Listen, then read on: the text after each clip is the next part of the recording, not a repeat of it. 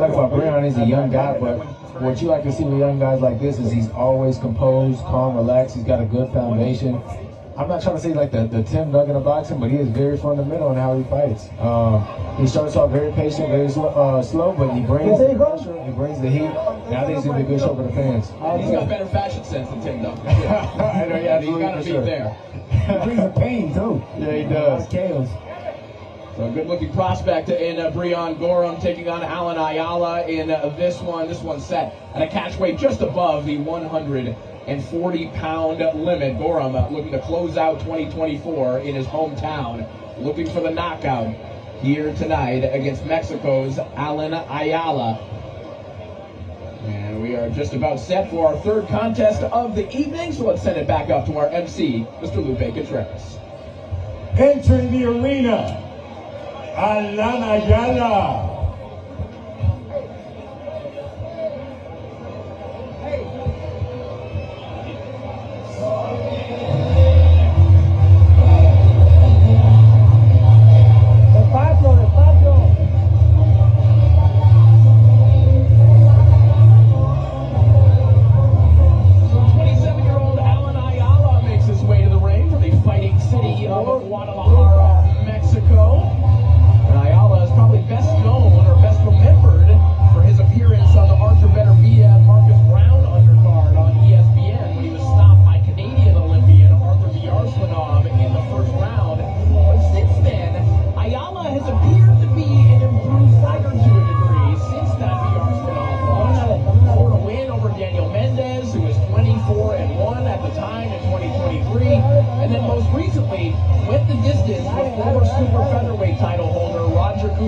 In Venezuela in May. We'll see if Ayala can take another step and perhaps score a major upset here tonight.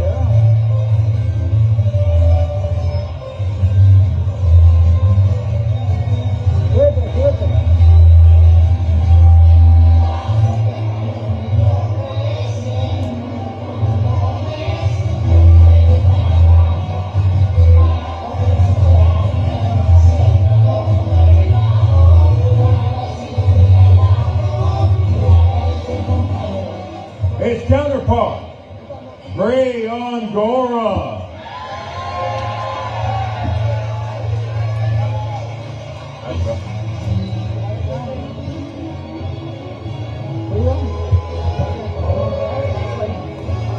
Gracias.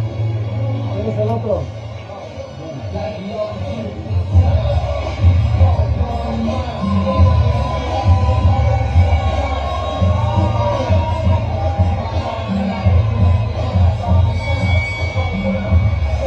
The 24-year-old Breon Gorham makes his way to the ring for the first time since his third-round stoppage victory over Luis Baltazar in May here at the Owl's Nest on Overtime Boxing. We saw the highlights of that fight earlier on.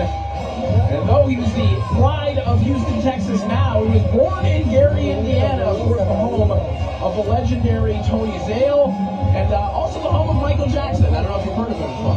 Yeah, once or twice. Yeah. I'll tell you what though, he's paying homage too with this mask. You know, today's Friday the 13th. He's got that. Yeah, he does. Kind of a Jason Voorhees look there with that old school hockey mask. Looking to put a scare into Superman Alan Ayala here tonight.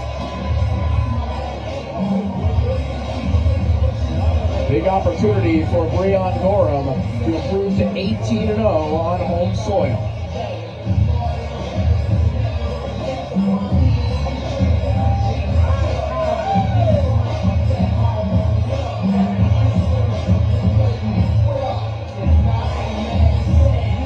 Se mueve mucho, güey, se va a cansar más, cabrón. Siempre para adelante, donde sea, le tienes que estar tirando, güey. Y muy cerradito, moviendo la cintura, estarle pegando. In the beginning, try to get it range, and you're gonna start landing. Don't get crazy. Throw your punches out, educated punches, okay? You got it? All right, we are ready to meet the fighters. Let's send it back up to the center of the ring to our MC, Lupe Contreras. We continue the premier combat sports venue in the Lone Star State, the Owl's Nest. Houston, Texas is another edition of Brand Out Boxing Association with 4 champ promotions this contest. 8 rounds or less in the super lightweight division. Our judges, Ray Zaragoza, Randy Russell, and Joe Rodriguez. Presenting first, the fighter standing in the blue corner. He enters the ring wearing white with black and pink trim on the scale. He ranges with official 141 1/2 pounds. Tonight, this highly experienced warrior enters the ring for the 16th time as a pro. With 11 victories, 4 losses, 7 of those victories coming by way of KO. Making his U.S. debut, y puro Guadalajara, Jalisco, Mexico, Ayala, Superman Ayala. His opposition across the ring in the red corner, wearing orange with black trim, he weighed in at 141 3/4 pounds tonight. He makes his return to the Red Owl boxing ring as one of the most highly touted prospects in the region and puts his undefeated record on the line, consisting of 17 victories, 14 of those victories coming by way of KO. Reppin' H-Town and fighting out of Lopez Boxing, Baytown, Texas. It's grind time. Brian Gora. Our referee, Mark Malloy. Okay, gentlemen, we've already gone over the rules of the dressing room. I want you to obey my commands at all times. Most importantly, protect yourself at all times. Punches in this area and up will be considered legal. Punches in this area and up will be considered legal. Touch gloves. Let's go to work.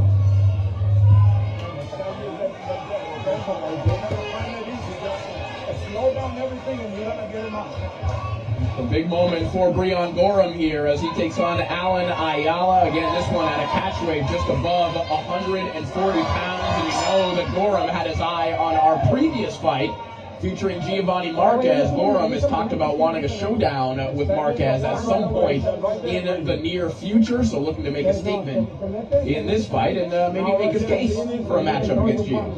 It'll be an interesting fight between the two guys, especially two Houston natives. I think it'll be an entertaining fight. I mean, Brian brought a great crowd tonight, and I think he's coming to make a dominant performance. That was a great shot by Brian. Looks like he wobbled his legs a little bit. Yeah, y'all already felt that one already.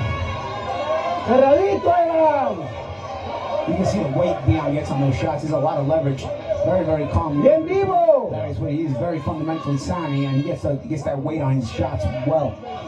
And I feel like he's seen something pretty early with this guy because he's a lot faster than he does in normal fights.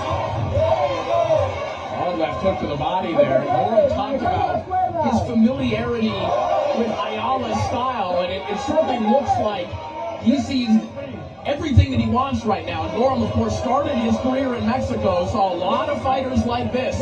He's looking extremely comfortable right now, Darius. Yeah, I agree with that 100%. I mean, he had a lot of experience fighting his early fights in Mexico. I think he's already solved the puzzle for a lot of Mexican styles. I mean, like I said, he's attacked this fight extremely fast in comparison to his other fights. I think he already knows what he's looking at. He's a good presence in the ring as well. Good position. It sounds like position on the inside as well. Doesn't want to commit to the defense.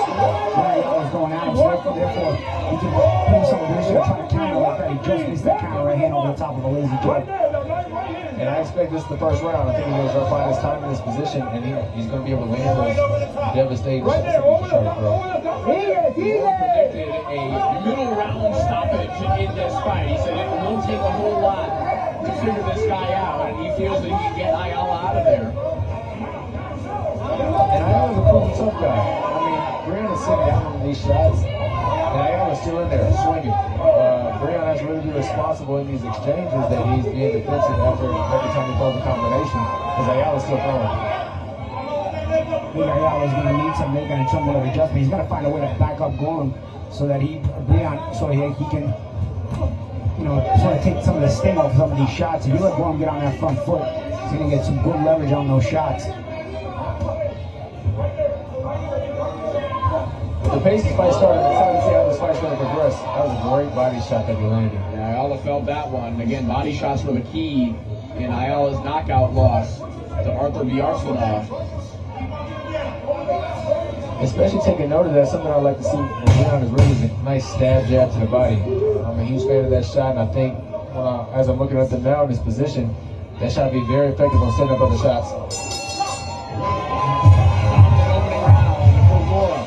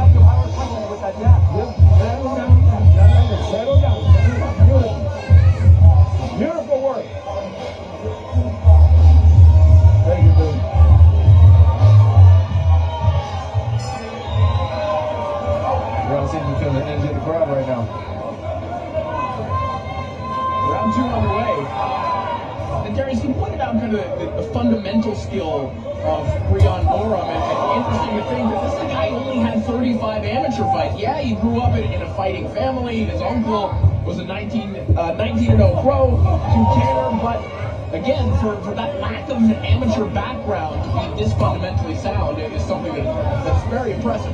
And there's a lot of guys who get a lot of experience simply in the gym. You know, I know a lot of guys in the gym that they spar with so many top talent, and that's where they've gotten their experience and their growth from. You know, they didn't need an amateur background. I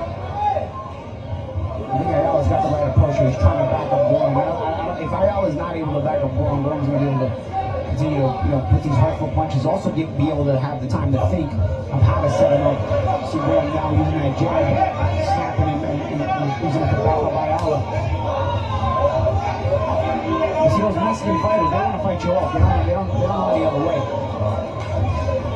Big right hand over the top there from Gorham, and you see when Gorham is rolling and when he's on the front foot, he can be athletically overwhelming to guys like Ayala as well. One thing I like about Gorham is actually that jab. You look at his record, you think about the punching power, but that jab, he uses it very, very intelligently. He uses it at different speeds. Stab jab, he doubles up on it, knows how to follow with a right hand when he needs to. Yeah, let's start jab again. I've been really impressed with Brion's jab this fight so far. Oh, huge uppercut there. That was an impressive shot. Yeah, Ayala's committed to the pressure though. Let me tell you, sometimes with big punches, when you back them up, the punching power dissipates a little bit. I think Ayala's banking on that, but are you going to be able to get through that fire? Because Gorham has a good sense of timing. He may time you coming in. Yeah, that's where it's most dangerous. You know, Ayala can have a great approach trying to do that, but Rob over there's on the shot. He can have a great approach trying to do that, but then he runs the risk of getting caught with extreme huge counter shots.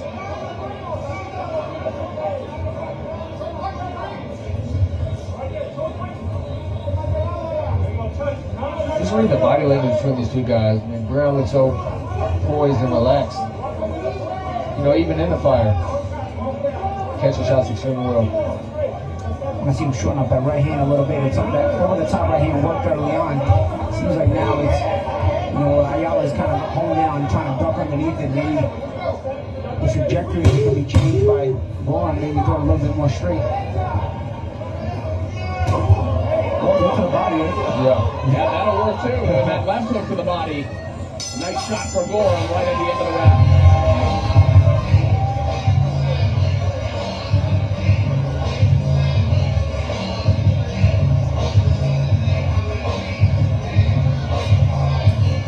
Some of that action, that was one of the over-the-top right hands that did work for Gorham, and I think that's why he's kind of fell in love with it. That was a good little body shot to the solar plexus as well.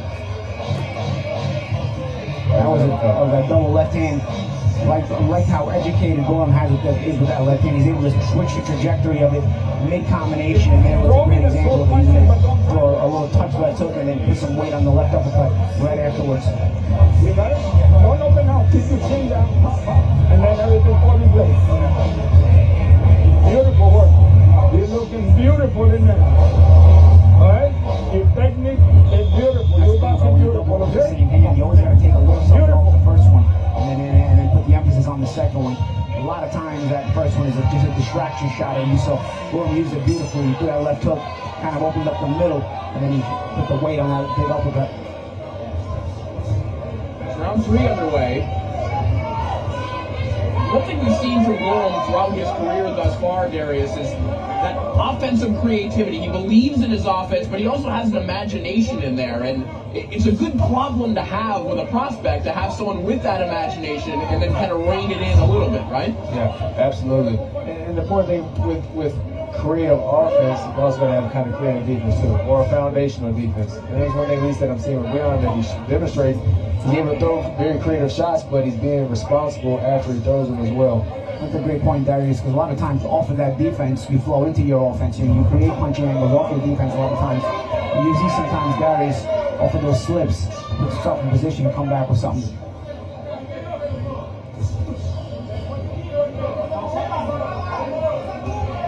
A little bit of a different look here from Gorham, framing up a little bit, putting some added pressure on Ayala. Places that right hand to the body once more. I see Gorham, he keeps that, oh! He is out.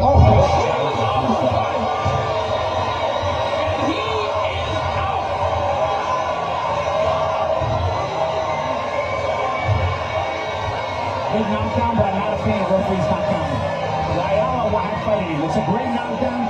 Gorham was on his way to win the fight. I would have liked to see Ayala get his chance though. But I know it's in more modern days, they stop fights when guys that go down pretty hard like that, you know? But I do think there's a place for it. At least a count to 5 or 6, see what kind of reaction we get. You see Ayala was instantly arguing with the stoppage. Big uppercut though, beautiful shot there, landed by Gorham.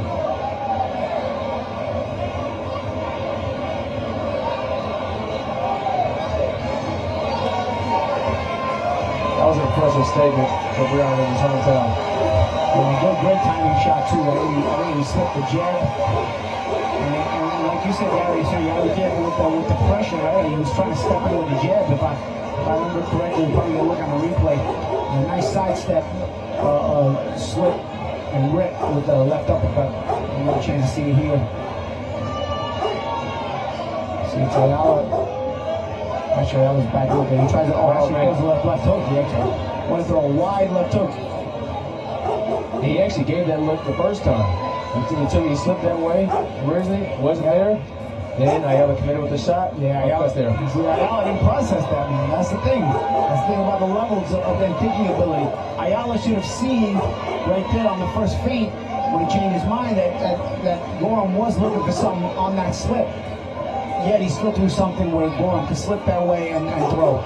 That's also, that knockout is as much as on Ayala, regardless of the complaint he might have to stoppage. That knockout is also on him. He's got to see what Gorham is looking at right there. Gorham was looking for that shot because on that feint, Gorham dipped to his left. So you can see Gorham is already looking to dip and rip from there, and he still threw that shot. Well, and I'll also say about the stoppage, Paulie, even though Ayala was protesting it, he also his body wasn't moving a ton, so he's kind of arguing with the referee, but he's still kind of laying there prone. Like, I can see why he waved that off immediately. Yeah. I understand it. Like, you count to 6 and ain't the words. Right.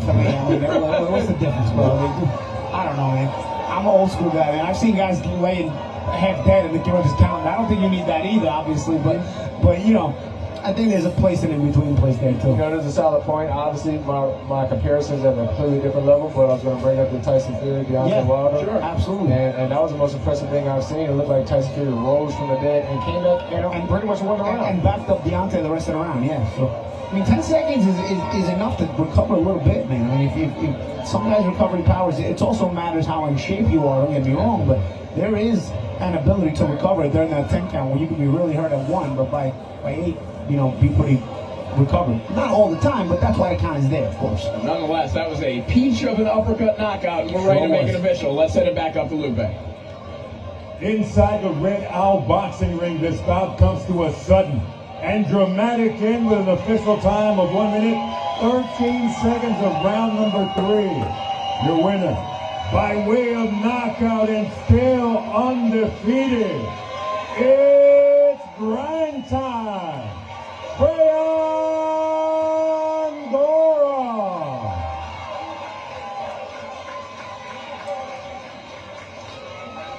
But maybe the most spectacular knockout of the career of Brian Gorham